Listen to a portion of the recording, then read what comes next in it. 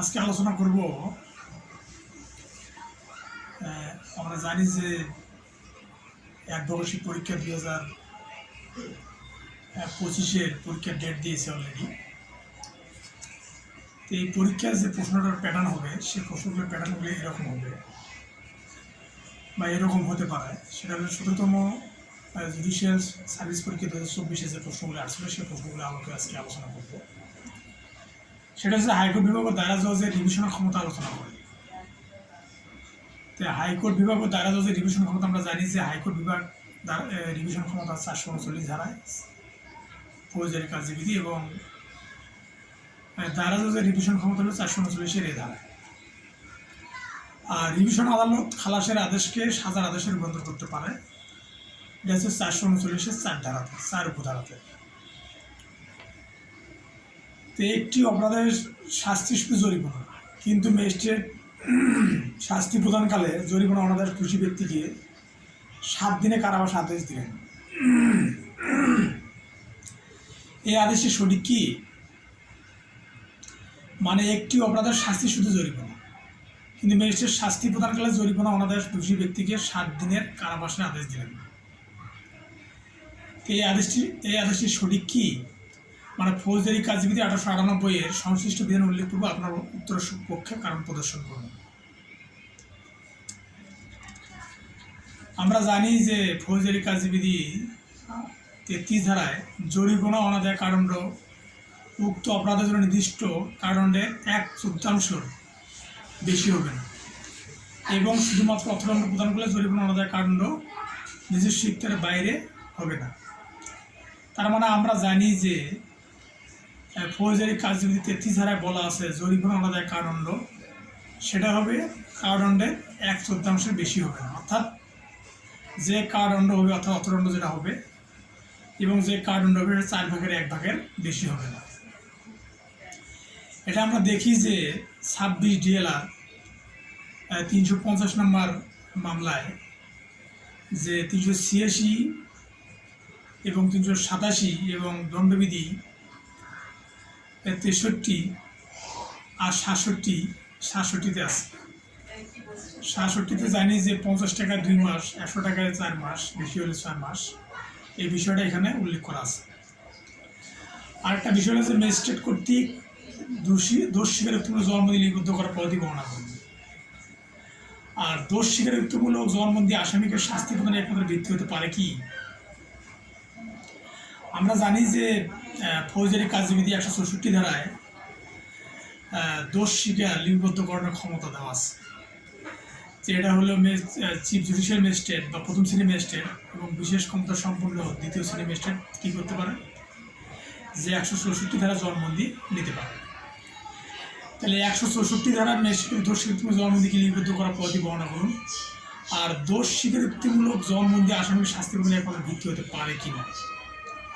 তাই আমরা জানি যে সেটা 164 এবং 364 ধারায় ম্যাজিস্ট্রেট কর্তৃক দোষ স্বীকারোক্তিমূলক জবানবন্দি লিপিবদ্ধ করার ক্ষমতা আছে এবং সেটাতে যদি কোনো সমস্যা হয় তাহলে সেটা 533 ধারা অনুযায়ী সেটাকে সংশোধন করা যাবে।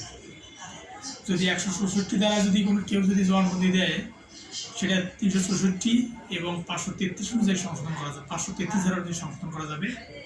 আর দোষ স্বীকারোক্তিমূলক জবানবন্দি আসামিকে শাস্তি প্রদানের একমাত্র ভিত্তি হতে পারে না। মানে যদি কোনো ব্যক্তি কোনো আসামি যদি দোষ স্বীকারোক্তিমূলক জবানবন্দিতে উপর ভিত্তি করে আমরা তাকে শাস্তি দিতে পারি না। এটা বলা আছে 5 BLE 318 নম্বর মামলায়। অর্থাৎ বাংলাদেশ বুলেটিন রিপোর্টের মধ্যে 318 নম্বর মামলায় বলা আছে যে দোষ স্বীকারোক্তিমূলক জবানবন্দি 164 ধারার উপর ভিত্তি করে কোনো আসামির সাজা বা দণ্ড দেওয়া যায় না। তার কথার সাথে অবশ্যই পরিস্থিতি এবং অপরাধ সংগঠনের যে বিষয়গুলো আছে সেগুলো অবশ্যই সম্পৃক্ত থাকতে হবে। আর আরেকটা বিষয় হচ্ছে তদন্তকারী কর্মকর্তার প্রতি ডায়েরিতে কী কী বিষয় অন্তর্ভুক্ত করতে হয়। আমরা জানি যে পুলিশ তদন্ত কর্মকর্তা এবং যদি কোনো FIR দায়ের করা হয় 154 ধারায় সেই 154 ধারায় যে পুলিশ যে রিপোর্টটা দেয় এটা হচ্ছে একটা রেগুলার পুলিশ রিপোর্ট এবং তদন্ত, অর্থাৎ 100 এফআইআর 154 ধারায় এফআইআর দায়ের করলে তখন এফআইআরের পরিপ্রেক্ষিতে পুলিশ তদন্ত করে এবং সেই তদন্তর প্রেক্ষিতে 154 ধারা তদন্তের প্রেক্ষিতে পুলিশ 173 ধারায় ফৌজদারি কার্যবিধি 1898 173 ধারায় একটা রিপোর্ট প্রদান করে। এই রিপোর্ট হচ্ছে দুই প্রকার। পুলিশের যে রিপোর্টটার দাম প্রদান করে সেটা হচ্ছে দুই প্রকার। সেটা হচ্ছে যে একটা ফাইনাল রিপোর্ট আর একটা হচ্ছে চার্জশিট মানে অভিযোগপত্র। একটা হচ্ছে চূড়ান্ত রিপোর্ট আর একটা হচ্ছে অভিযোগপত্র। তো অভিযোগের মধ্যে অর্থাৎ তদন্ত রিপোর্টের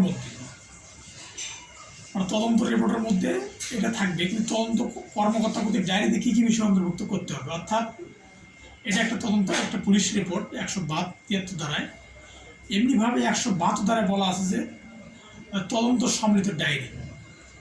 এই ফৌজদারি কার্যবিধির 172 ধারায় বলা আছে পুলিশের ডায়েরি। এই পুলিশের ডায়েরির মধ্যে মানে সে পুলিশ কখন তদন্ত করার জন্য গেছে এবং তদন্ত করার জন্য যা কী কী সে পাইছে এবং তদন্তের স্থান, সময়, তারিখ, বিভিন্ন কিছু সেগুলো সে লিপিবদ্ধ করবে। কারণ লিপিবদ্ধ করবে এই জন্যে, সে যে তদন্ত করছে এবং সেটা যদি বিচারিক আদালত 190 ধারায় অর্থাৎ ম্যাজিস্ট্রেট 190 ধারায় মামলা আমলে নেয় এবং কার্যক্রম শুরু করে, এই বিচার প্রক্রিয়া অর্থাৎ বিচারিক আদালত 190 ধারায় মামলা নেওয়ার পর যদি বিচারিক আদালত কোনো সময় যদি চেয়ে বসে যে আমি তদন্ত বিবরণ সম্মিলিত ডায়েরি প্রয়োজন, বা এখানে আসলে এই চার্জশিটের সাথে অর্থাৎ অভিযোগপত্রের সাথে অথবা ফাইনাল রিপোর্টের সাথে এই তদন্ত বিবরণ সম্মিলিত ডায়েরি সম্পৃক্ত আছে কি না, তখন সেই জন্য তদন্ত অফিসার কী করে ডায়েরির মধ্যে লিপিবদ্ধ করে, যাতে কোনো সময় যদি বিচারিক আদালত যেটা যদি চায় 190 ধারা অনুযায়ী,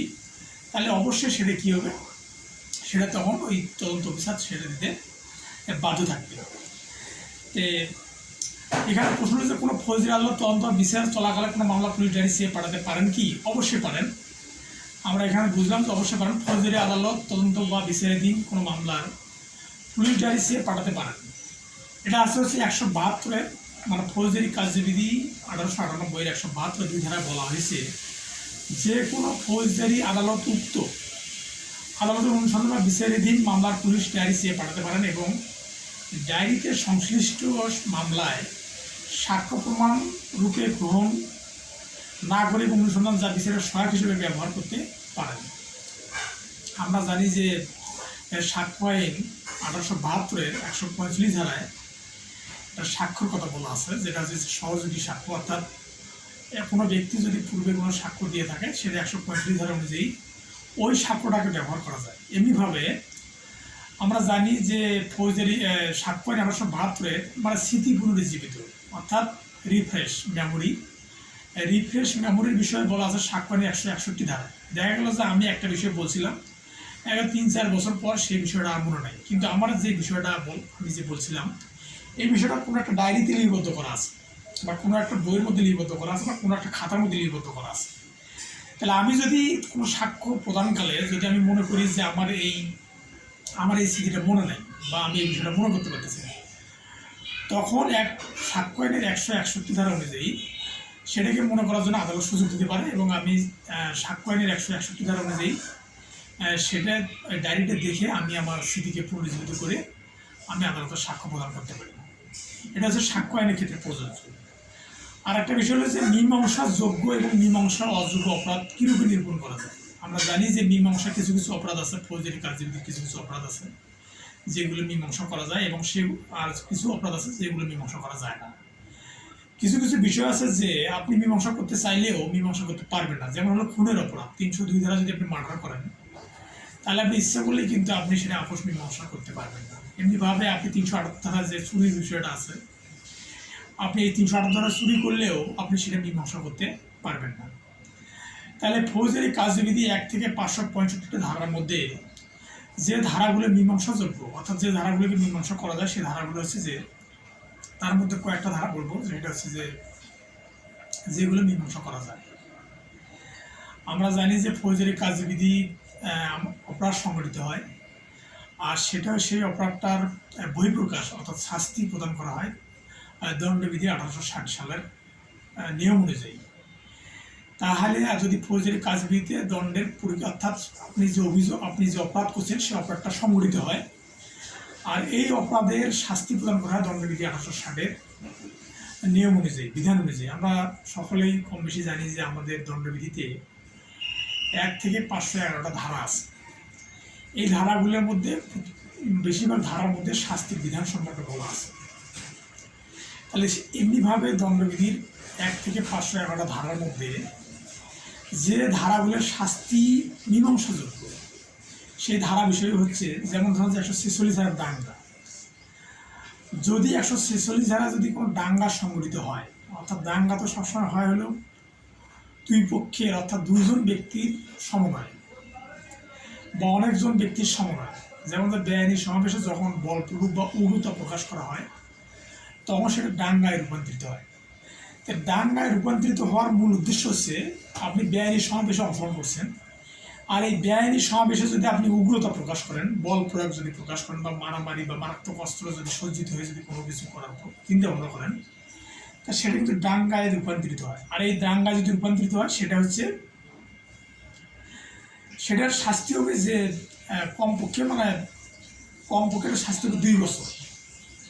আর এই 2 বছরের যে সাজা হবে, এই 2 বছরের সাজাটা আপনি মীমাংসা করতে পারবেন। অর্থাৎ যে দুই পক্ষের সাথে যদি আপনি দাঙ্গায় লিপ্ত হন, অর্থাৎ দাঙ্গার ক্ষেত্রে দুটো পক্ষ থাকে, একটা হচ্ছে যে দাঙ্গায় তারা অংশগ্রহণ করে, দুটো পক্ষ থাকে, এই দুই পক্ষের মধ্যে এটা মীমাংসা করা যায়। এটা হচ্ছে 146 ধারার অর্থাৎ দণ্ডবিধি 1860 146 ধারার অনুযায়ী এটা মীমাংসা যোগ্য।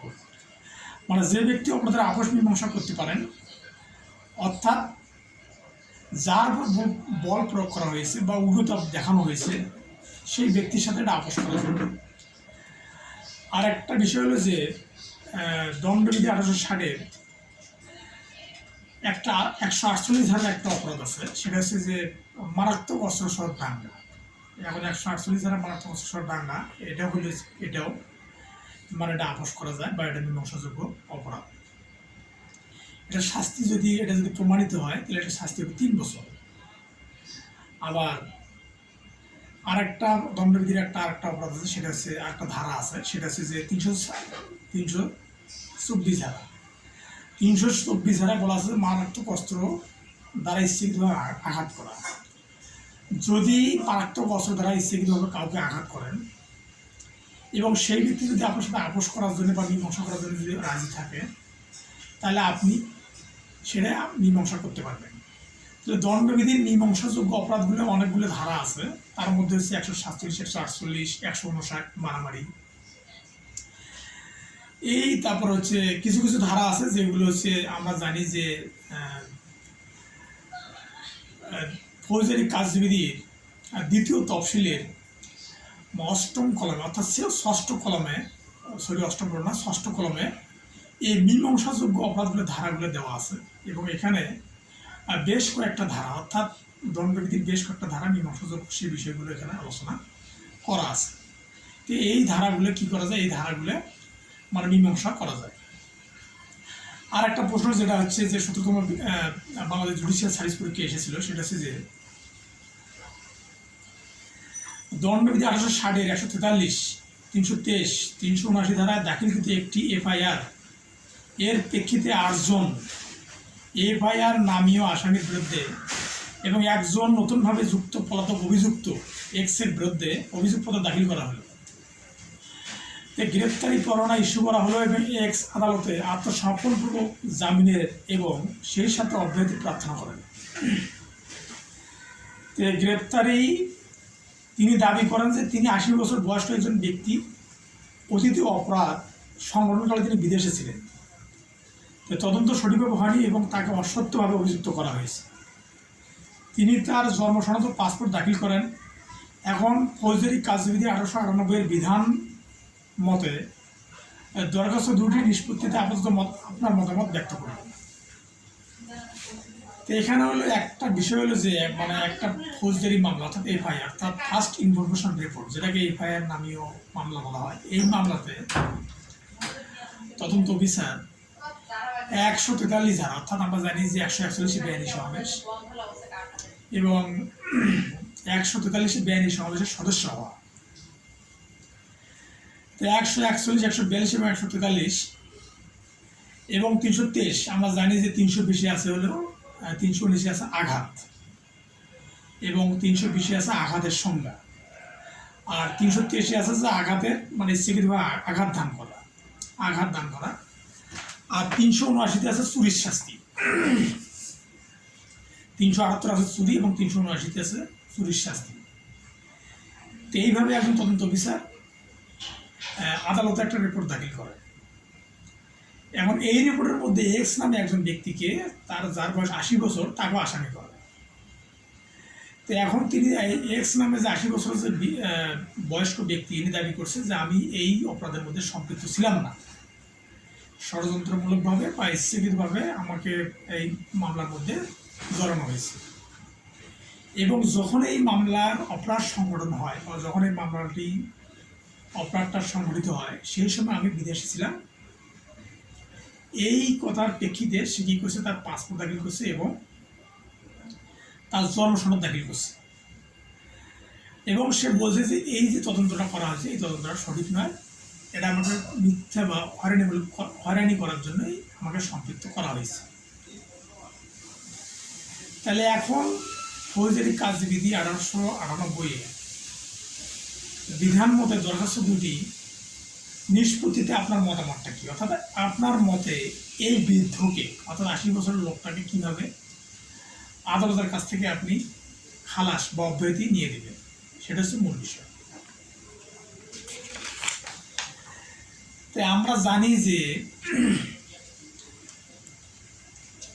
ফৌজদারি কার্যবিধি 1898 241 এ ধারা অনুসারে মানে আসামির নিকটে ম্যাজিস্ট্রেট নিকটে হাজির হলে বা তাকে হাজির করা হলে ম্যাজিস্ট্রেট মামলার নথি ও তৎসহ পেশকৃত সমস্ত কাগজপত্র বিবেচনা করে এবং প্রয়োজন মনে করলে আসামির জবানবন্দি গ্রহণ করে এবং ফরিয়াদি আসামির বক্তব্য পেশ করার সুযোগ দিয়ে যদি মনে করেন অভিযোগ ভিত্তিহীন, তাহলে তিনি আসামিকে অব্যাহতি দেবেন এবং এইরূপ করার কারণ লিপিবদ্ধ করবেন। ফৌজদারি কার্যবিধি 1898 241 ক ধারা অনুযায়ী যদি কোনো আসামিকে অব্যাহতি দেওয়া হয়, তাহলে সেই মামলার যে সমস্ত কাগজপাতি সাবমিট করা হয় সেগুলো পর্যালোচনা করা এবং যে অভিযোগ দায়ের করে, অর্থাৎ যে ফরিয়াদি অভিযোগ দায়ের করে তার জবানবন্দি নেওয়া হয় এবং যে নির্দোষ দাবি করে তার কথার প্রেক্ষিতে বা তার প্রমাণের ভিত্তিতে যদি আদালত মনে করে যে আসামি অপরাধের সম্পৃক্ত ছিল না, তখন তিনি কী করে 241 এ ধারা অনুযায়ী আসামিকে অব্যাহতি দেয়। আরেকটা বিষয় হলো যে ফৌজদারি কার্যবিধি 1898 497 এক ধারা অনুসারে জামিনের অযোগ্য অপরাধে অভিযুক্ত কোনো ব্যক্তি থানার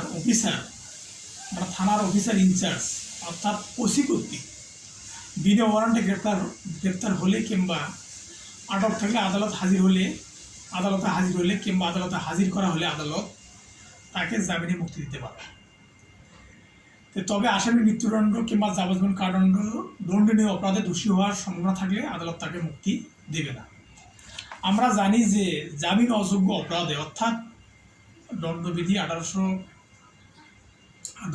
1860 যে 302 ধারা মার্ডার এবং 299 ধারা যে কালপেবল হোমোসাইড যে অপরাধজনক নরহত্যার বিষয়ে বলা আছে এবং 311 ধারায় বলা আছে ঠক, এবং আমরা জানি যে 362 ধারায় 360 ধারায় বলা আছে কিডন্যাপিং সম্পর্কে মানে মনুষ্যহরণ সম্পর্কে বলা আছে এবং 364 ক ধারাতে বলা আছে যে 10 বছর শিশু কিডন্যাপিং, যেটা দণ্ড আছে মৃত্যুদণ্ড। এবং সেই সঙ্গে জানি যে 396 ধারায় খুন সহকারে ডাকাতি, এই সমস্ত ধারাগুলোর হচ্ছে খুনের মানে মৃত্যুদণ্ড দণ্ডনীয় অপরাধের ধারা। এবং দণ্ডবিধিতে 1860 মানে 10টা আছে মৃত্যুদণ্ডের ধারা এবং 55টা আছে যাবজ্জীবন কারাদণ্ডের ধারা। এই যে 10টা মৃত্যুদণ্ডের ধারা আছে এই 10টা মৃত্যুদণ্ডের ধারায় এটা হলো জামিন অযোগ্য অপরাধ। এটা ফৌজদারি কার্যবিধি 1898 497 ধারা অনুযায়ী এটা হচ্ছে জামিন অযোগ্য অপরাধ। জামিন অযোগ্য অপরাধের ক্ষেত্রে আসামি জামিন পাবে কিনা এটা হচ্ছে একটা মূল বিষয়। তাই আমরা জানি যে 497 ধারায় ফৌজদারি কার্যবিধি 497 ধারায় জামিন অযোগ্য অপরাধের ক্ষেত্রে আসামি জামিন পেতে পারে। এই আসামি জামিন পেতে 3 ধরনের ব্যক্তি। সে 3 ধরনের ব্যক্তি হচ্ছে 16 বছরের নিচে যাদের বয়স, এই সমস্ত ব্যক্তি জামিন পেতে পারে। 2 নম্বর হচ্ছে যে 16 বছরের নিচে বয়স এবং যদি স্ত্রীলোক হয় তাহলে জামিন পেতে পারে। তারপরে যদি ওই ব্যক্তি যদি পীড়িত হয়, মানে অর্থাৎ অসুস্থ, দুর্বল, তাহলে সে জামিন পেতে পারে। আবার দেখা যায় যে সে ব্যক্তি অক্ষম, অর্থাৎ চলাফেরা করতে পারে না, যদি অক্ষম হয় তাহলে সে ব্যক্তি জামিন পেতে পারে।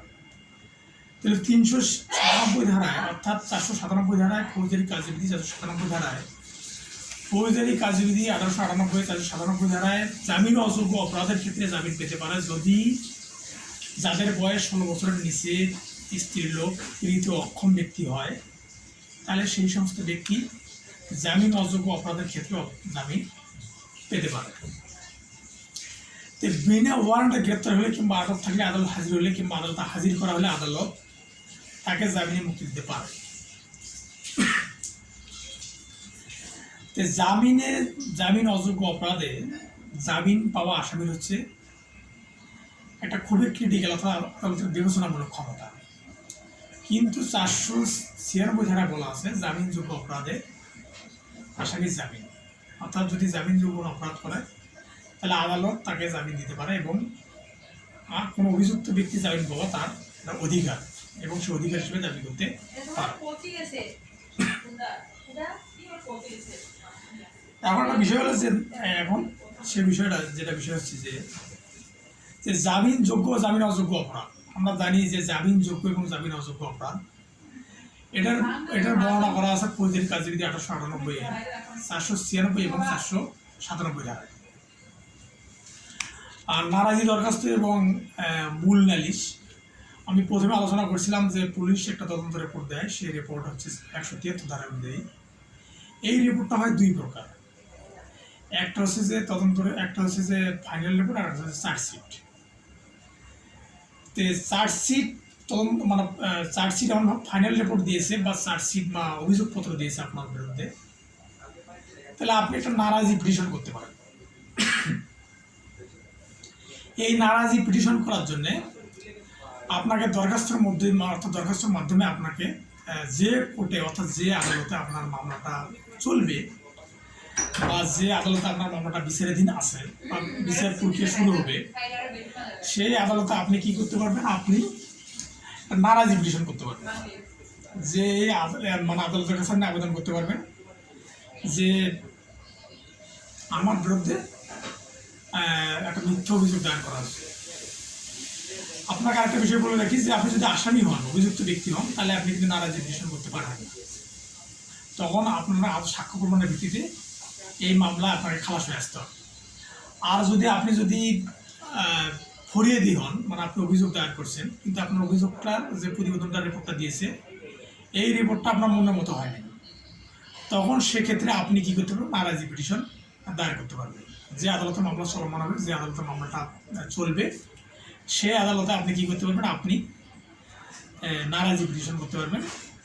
তখন নারাজি পিটিশন করলে তখন বিচারিক আদালত আপনাকে 173-এর বি ধারা অনুযায়ী, মানে 173-এর 3 ধারা অনুযায়ী, বি উপধারা অনুযায়ী, মানে আস্তে 173-এর বি উপধারা অনুযায়ী অধিকতর তদন্তের জন্য আদেশ দিতে পারেন।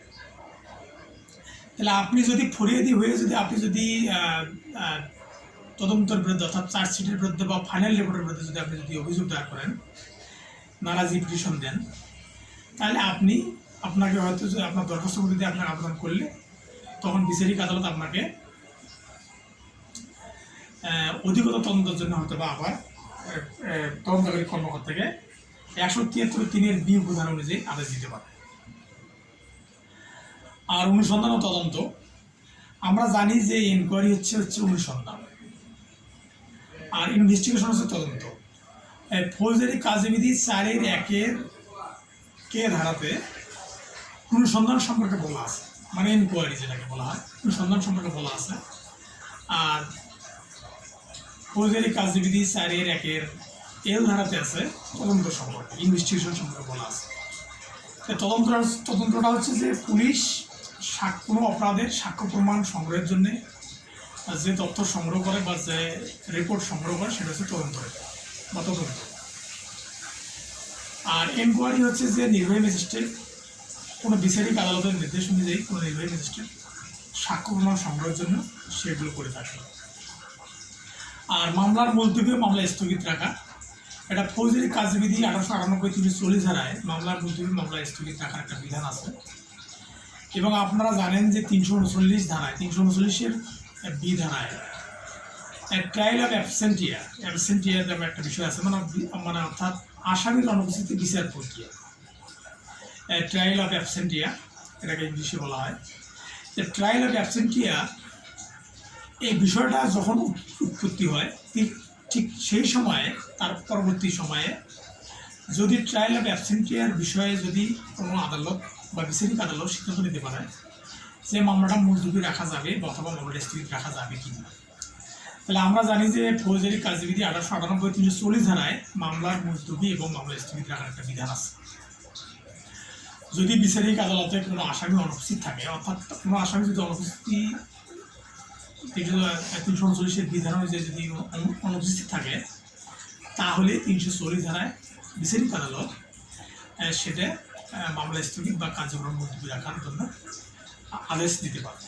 এটা হচ্ছে একটা বিষয়। আর একটা বিষয় হচ্ছে যে এটা হচ্ছে একটা ইংলিশে, the right of self defence cannot being a defensive right, be pleader or availed as the pretext for the vindictive, aggressive or the retributive purpose of offence. The Penal Code 1860 বিধান অনুযায়ী ব্যক্তিগত আত্মরক্ষার অধিকার প্রয়োগের সীমা উল্লেখে আলোচনা করব। এখানে বলা আছে যে আমার ব্যক্তিগত আত্মরক্ষার যে বিধানটা আছে দণ্ডবিধি 1860-এর, মানে the self-defense cannot be being a defensive right, be pleader or the availed or the pretext for the vindictive, aggressive at the retributive purpose of offence. ব্যক্তিগত আত্মরক্ষার অধিকার প্রয়োগের সীমা আমরা জানি যে দণ্ডবিধি 1860-এর সাধারণ ব্যতিক্রমের কথা বলা আছে। সাধারণ ব্যতিক্রম হচ্ছে দণ্ডবিধির 76 থেকে 106 ধারার মধ্যে সাধারণ ব্যতিক্রমের কথা বলা আছে। আর সাধারণ ব্যতিক্রমের মধ্যে আবার একটা বিষয় আছে, সেটা হচ্ছে যে সেলফ ডিফেন্স অর্থাৎ আত্মরক্ষার অধিকার। এই আত্মরক্ষার সম্পৃক্ত যে বিধান আছে দণ্ডবিধিতে সেটা হচ্ছে 96 থেকে 106 ধারা। আমরা জানি যে আত্মরক্ষার অধিকার 6টি ক্ষেত্রে প্রয়োগ করা যায়। 100 ধারা অনুযায়ী দণ্ডবিধি 100 ধারা অনুযায়ী আত্মরক্ষার অধিকার 6টি ক্ষেত্রে প্রয়োগ করা যায়। আর 103 ধারা অনুযায়ী সম্পত্তি অধিকার 4টে ক্ষেত্রে করা যায়। এই টোটাল 10টা ক্ষেত্রে আত্মরক্ষার অধিকার করা যায়। আত্মরক্ষার অধিকার রক্ষা করার জন্য দণ্ডবিধি 1860-এর একটা বিষয় আছে। তো যে 6টা ক্ষেত্রে আত্মরক্ষার অধিকার প্রয়োগ করা যায় সেটা হচ্ছে যে কেউ যদি আপনার বাসায় যে আগুনে পুড়তে আসে বা আগুন দিতে আসে, তাহলে আপনি তাকে হত্যা করতে পারবেন। যদি আপনার বাসায় কেউ শীত কেটে প্রবেশ করতে চায়, তাহলে তাকে আপনি হত্যা করতে পারবেন। যদি আপনাকে কেউ অপ্রাকৃতিক কাম লালসা পূরণ করতে চায়, তাহলে আপনি তাকে হত্যা করতে পারবেন। যদি আপনাকে কেউ রেপ করতে চায়, তাহলে আপনি তাকে হত্যা করতে পারবেন। তাহলে এটা অপরাধ হিসেবে গণ্য হবে না। কেউ যদি শীত কাটার অবস্থায় বা আপনার বাড়িতে আগুন দেওয়ার এসে যদি আপনি হত্যা করেন আর তাকে যদি আপনি মেরে হত্যা করেন, তাহলে সেটা অপরাধ হিসেবে গণ্য হবে না। অর্থাৎ আত্মরক্ষা 100 ধারা অনুযায়ী আত্মরক্ষা যে 6টা চাবিকাঠি আছে, 6টা উপাদান আছে, এই 6টা উপাদানের মধ্যে পড়লে তাহলে আপনি দণ্ডবিধি 76 থেকে 106 ধারার মধ্যে সাধারণ ব্যতিক্রমের মধ্যে পড়বেন এবং সেটা অপরাধ হিসেবে গণ্য হবে না। আর 103 ধারায় যে বলা আছে সম্পত্তির অধিকার রক্ষার উপায় হলো 4টা। এই 4টার ক্ষেত্রে মানে আপনার জমি যদি কেউ যদি বেআইনিভাবে দখল করেন, যদি আপনি তাকে হত্যা করেন, তারপর আপনার যদি কেউ ক্ষতি সাধনের চেষ্টা করে, বড় ধরনের ক্ষতি সাধনের চেষ্টা করে, তাহলে তাকে যদি হত্যা করেন, তাহলে এগুলো অপরাধ হিসেবে গণ্য হবে। আর একটা বিষয় আছে যে প্রতিরক্ষার জন্য অর্থাৎ আত্মরক্ষার জন্য নিজের পক্ষে বা প্রতিহিংসা পরায়ণ হয়ে এই অজুহাত কাজে লাগিয়ে আক্রমণাত্মক বা অপরাধের প্রতিশোধ দেওয়ার জন্য আত্মরক্ষার ব্যক্তিগত অধিকার নয়। তার মানে 102 ধারা বলা আছে যে সীমা, মানে অর্থাৎ আত্মরক্ষার অধিকারের জন্য যে সীমা আছে, অর্থাৎ ঘাত যতটুকু প্রতিঘাত ততটুকু প্রয়োগ করতে হবে। অর্থাৎ আপনার যতটুকু আঘাত হবে ঠিক ততটুকুই প্রয়োগ করতে হবে। কারণ আপনাকে মারতেছে কলম দিয়ে, এখন আপনি আবার আপনাকে মারতেছে কলম দিয়ে, কিন্তু আপনি তাকে মারছেন ছুরি দিয়ে, তাহলে কিন্তু এটা সে তখন যে সীমা, অর্থাৎ 102 ধারা দণ্ডবিধি 102 ধারা যে সীমা বলা আছে, অর্থাৎ প্রতিটি অপরাধের অপরাধের প্রতিঘাতের যে একটা ব্যাপার আছে, যে মানে আপনার কলম দিয়ে আঘাত করতে আসছে, আপনার কলম দিয়ে আঘাত করার পরিকল্পনা করতে হবে, অর্থাৎ সেটাকে প্রতিহত করার চেষ্টা করতে হবে। কারণ আপনাকে কলম দিয়ে আঘাত করতে আসছে, আপনি তাকে ছুরি দিয়ে মারছেন, তাহলে কিন্তু তখন সাধারণ ব্যক্তির মধ্যে আপনি আর থাকবেন না। তখন এটা কী হবে, এই যে কাবুল হোসাইন অপরাধের হত্যা হবে তখন। তো সেই জন্য আপনাকে চিন্তা করতে হবে যে আপনার অপরাধের সীমা কতটুকু, অর্থাৎ আপনাকে কী দিয়ে মারতেছেন, আপনি কী দিয়ে মারতেছেন, এটা কিন্তু বিবেচনার বিষয়, এটা আপনাকে মনে রাখতে হবে। আর কোনো অপরাধের প্ররোচনাকারী ব্যক্তি অপরাধী সংগঠিত না হলেও শাস্তি পেতে পারেন কি, মানে কোনো অপরাধের প্ররোচনাকারী ব্যক্তি মানে আপনাকে একজনকে মারার জন্য প্ররোচনা দিচ্ছে, 2 জন ব্যক্তি ঝগড়া লাগছে, এখন 2 জন ব্যক্তির মধ্যে একজন ব্যক্তি আপনার শত্রু বা আপনি তাকে কোনোভাবে সহ্য করতে পারবেন না। তো এই 2 জন ব্যক্তির মধ্যে একজন ব্যক্তিকে আপনি সহ্য করতে পারেন না। এখন আপনি যে 2 জন ব্যক্তি ঝগড়া লাগছে তার মধ্যে অপর ব্যক্তিকে বলতেছেন তাকে ছুরি দিয়ে মার, তাহলে আপনি তো প্ররোচনাকারী হলেন। তখন এ কী করলো, আপনার কথা শুনে অপর পক্ষকে, যে পক্ষকে আপনি সহ্য করতে পারেন না, সেই পক্ষকে সে ছুরি দিয়ে আঘাত করলো, আঘাতের কারণে সেই ব্যক্তি মারা গেল। তাহলে এই যে আপনি প্ররোচনা দিলেন, এটার জন্য আপনার শাস্তি হবে কি না, এটা অবশ্যই আপনার শাস্তি হবে। কেন শাস্তি হবে সেটা বলা আছে দণ্ডবিধি 108 2 নম্বর ব্যাখ্যা, যে সাহায্য অপরাধের প্রস্তাব দেয় অপরাধ সংগঠিত হওয়ার মূল কারণ, মানে আপনাকে অপরাধটা সংগঠিত করার দরকার নেই, আপনি যে একজনকে মারার যে প্ররোচনা দিয়েছেন সেটার জন্য আপনি 108 ধারার 2 নম্বর ব্যাখ্যা অনুযায়ী, দণ্ডবিধি 108 ধারা 2 নম্বর ব্যাখ্যা অনুযায়ী আপনি অপরাধ সংগঠিত করেছেন। অর্থাৎ ওই লোক মারার কারণে যে শাস্তি পাবে ঠিক সেই শাস্তিটাই আপনি পাবেন। অর্থাৎ